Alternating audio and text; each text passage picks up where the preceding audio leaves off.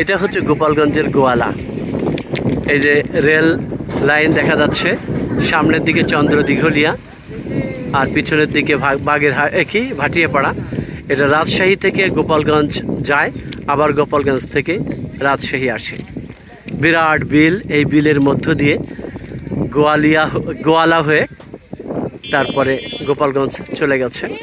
আমি just rail লাইনের উপরের ছবিটা দেখাচ্ছি। এই হচ্ছে আমার তালই, আমার বোনের শ্বশুর।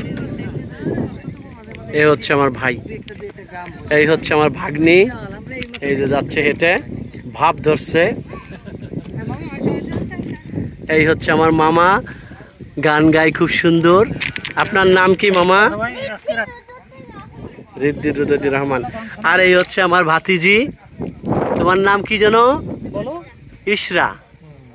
আর এটাও আমার ভাতিজি বুশরা, ইশরা আর বুশরা। আর ওই হচ্ছে আমাদের ভাগ্নি, ওই যে দেখা যাচ্ছে।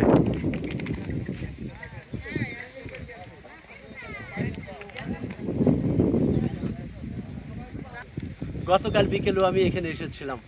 এখানে আমাদের ভাগ্নির বাড়ি, ওখানে আর এক ভাগ্নির বাড়ি, তারপরে আমাদের এক বুঝি আলে বুঝি তার বাড়ি।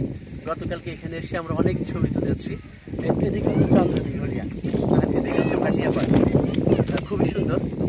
যার জন্য আমরা আজকে দ্বিতীয়বারে আসলাম, ভাই, তারপরে বোনের শ্বশুর, আমাদের চাচাতো ভাই, ভাতিজি ভাগ্নিদেরকে নিয়ে। কি চমৎকার বিল, এই বিলের মধ্য দিয়ে এই ট্রেন লাইনটা হয়েছে। এবার আমি একটু গোপালগঞ্জের ভাষায় কথা কই। আমি পরশুদিন গোপালগঞ্জে ডাকাইতে আইছি, তা আসে দেখলাম এখানে যা গরম, ওরে বাবা, এই গরম সহ্যই করতে পারিনি আমি, মনে হয় সেদ্ধ রে ফেলে। তো যাই হোক, আপনারা সবাই গোপালগঞ্জে আসবেন, পদ্মবিল দেখে যাবেন। সবার জন্য দোয়া রইল। আল্লাহ হাফেজ।